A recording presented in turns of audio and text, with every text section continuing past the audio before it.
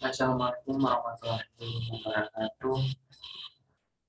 Di sini saya akan mempresentasikan hasil dari resume saya kemarin dan dijadikan PPT dengan yang berjudul manajemen dari buku yang saya ambil yang berjudul Handbook for UN Field Mission yang disusun oleh saya sendiri, Ade Fardian, NIM 21.000.1084.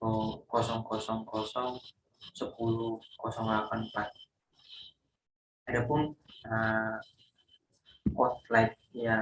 outline yang saya buat di sini ada tiga, yaitu perencanaan, leadership, dan komunikasi. Nomor satu, perencanaan. Perencanaan adalah proses mengidentifikasi melalui pengembangan strategis, kombinasi yang tepat dari sumber daya dan kegiatan yang diperlukan untuk mencapai suatu tujuan organisasi. Strategis dan perencanaan sangat penting untuk menghubungkan visi umum organisasi tentang masa depan dengan aktivitasnya sehari-hari. Perencanaan membantu memprioritaskan tujuan, mengantisipasi hambatan, mengurangi risiko, menghambat sumber daya yang terbatas, dan memetakan jalan menuju kesuksesan. Adapun perencanaan mempunyai tiga tingkatan, yaitu politik, mengenai kesepakatan tentang tujuan dan sumber daya secara keseluruhan. Yang kedua, strategi dalam pengembangan metode yang luas dan dalam menetapkan arah kegiatan untuk mencapai suatu tujuan. Dan yang terakhir, ketiga, operasional dalam pelaksanaan sehari-hari di bidang perencanaan strategis. Slide keempat, dasar-dasar dan penerapan. Adapun strategis adalah konseptualisasi, diungkapkan atau tersirat oleh pemimpin organisasi. Yang pertama, contohnya tujuan jangka panjang atau tujuan organisasi. Yang kedua, besarnya kendala dan kebijakan yang saat ini membatasi ruang lingkup kegiatan organisasi. Dan yang terakhir, ketiga, rangkaian rencana tujuan jangka pendek saat ini yang telah diadopsi dengan harapan dapat berkontribusi pada kegiatan pencapaian tujuan organisasi. Slide kelima yaitu proses perencanaan modal. Berbagai pendekatan untuk manajemen dan perencanaan strategis digunakan oleh sebuah organisasi yang berbeda, tergantung pada kebutuhan, kapasitas, dan sumber daya mereka. Tujuan di sini adalah untuk memperkenalkan proses perencanaan modal dan kemudian menawarkan beberapa perspektif tentang keterbatasan dan manfaat dan pendekatan semacam itu. Juga dengan mempertimbangkan tantangan khusus yang dihadapkan para manajer ketika merencanakan misi lapangan PBB. Adapun 5 fase proses perencanaan, yaitu pertama rencana untuk perencanaan, yang kedua tujuan, analisis SWO, perumusan strategis, dan yang terakhir pelaksanaan. Selanjutnya slide ketujuh yaitu membahas leadership, di mana kita mengenal seorang leadership atau seorang pemimpin ketika kita melihatnya, bahkan jika kita berjuang untuk mendefinisikan kepemimpinan yang baik, kita mengenali ketika kita melihat seorang pemimpin beraksi, namun kepemimpinan sering dikacaukan dengan manajemen. Keduanya membutuhkan kemampuan untuk membuat orang melakukan sesuatu sehingga organisasi dapat mencapai tujuannya. Tetapi sementara manajemen mengawasi di sini. Dan sekarang kepemimpinan diharapkan membawa visi untuk masa depan dan kepemimpinan di saat krisis. Selanjutnya, menjadi seorang pemimpin memerlukan tindakan strategis dan konsisten dalam mendukung visi yang lebih luas untuk organisasi. Pemimpin melihat kemungkinan di mana orang lain melihat masalah. Tentu saja, kepemimpinan adalah kualitas yang lebih alami untuk beberapa daripada yang lain. Tapi tidak ada yang pernah menjadi pemimpin yang sempurna pada hari pertama.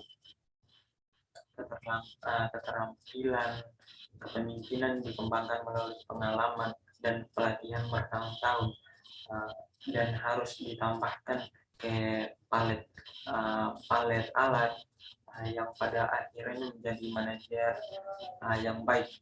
Ada juga banyak tipe pemimpin yang di berbagai tingkatnya dalam sebuah hierarki pelajaran kepemimpinan dalam bagian ini. Oleh karena itu tidak terbatas pada kepala misi atau wakil khusus, sekretariat jenderal, tetapi relawan dengan staf di setiap tingkat misi. Selanjutnya, visioner. Pemimpin yang efektif menyusun visi untuk bergerak melampaui status quo, visi yang jelas, fokus, dan mudah dipahami, bahkan jika proses yang diperlukan untuk implementasinya panjang dan rumit. Yaitu komunikator dan pendengar. Sama pentingnya dengan kemampuan untuk menyusun visi adalah kemampuan untuk mengkomunikasikannya dengan jelas dan singkat. Bahkan jika menerapkan visi adalah proses yang rumit, menjelaskan tidak seharusnya. Orang tidak akan mendukung apa yang tidak dapat mereka pahami sepenuhnya. Yang ketiga, motivator, di mana kepemimpinan tidak ada dan moral buruk. Staf tersebut siapa yang bisa pergi, staf yang memotivasi dan menginspirasi adalah bagian dari apa yang membentuk seorang pemimpin dan seorang manajer terpisah. Pemimpin adalah embler kinerja staf, birokrasi besar yang selalu datang dengan seperangkat aturan yang kaku, kebijakan, prosedur dan struktur cenderung menghambat. Yang terakhir, akuntabel. Pemimpin yang baik membuat keputusan yang baik. Mereka melakukan ini dengan mengidentifikasi dan menilai biaya relatif, manfaat dan risiko yang melekat pada setiap keputusan. Ini sangat penting ketika kreativitas, fleksibilitas, dan inisiatif individu. Selanjutnya, slide terakhir yaitu membahas komunikasi. Komunikasi adalah fungsi manajerial inti yang mencakup tidak hanya pertukaran informasi, tetapi juga pengelolaan informasi di dalam dan di luar organisasi. Komunikasi yang efektif memerlukan perhatian penuh dan penyampaian pesan yang jelas untuk memungkinkan pemahaman bersama. Komunikasi juga merupakan alat penting yang tersedia bagi seorang manajer, tidak hanya untuk mendapatkan dukungan, membujuk, menginspirasi, mendapatkan informasi, merangsang ide, memotivasi, tetapi juga untuk menyampaikan sebuah kritik yang membangun atau meredakan sebuah amarah yang membara. Adapun slide selanjutnya, jenis komunikasi, sifat dan aliran komunikasi dalam sebuah organisasi biasanya mencerminkan strukturnya: satu, komunikasi verbal, dua, komunikasi nonverbal. Seperti contoh yang ada pada gambar tabel di sini, lingkungan kerja yang langsung dan akrab di dalam organisasi.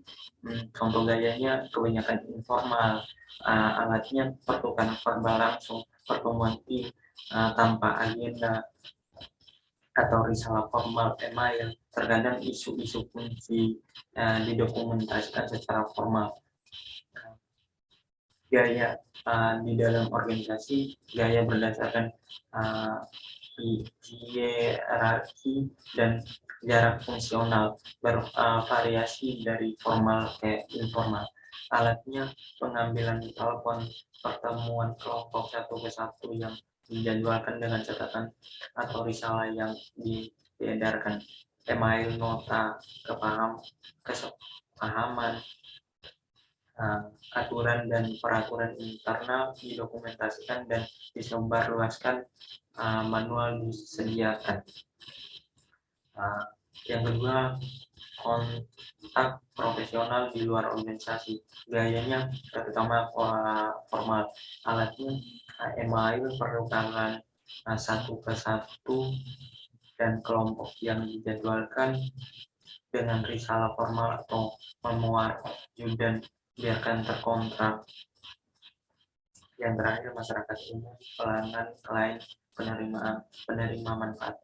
Gayanya mulai dari jurnalistik dan populer hingga formal dan akademis, tergantung pada personal organisasi. Alatnya menyiarkan email melalui server daftar, publikasi, situs web, media sosial, rilis media, dan acara publik. Slide terakhir. Demikian hasil presentasi dari saya. Lebih dan kurangnya mohon maaf. Terima kasih.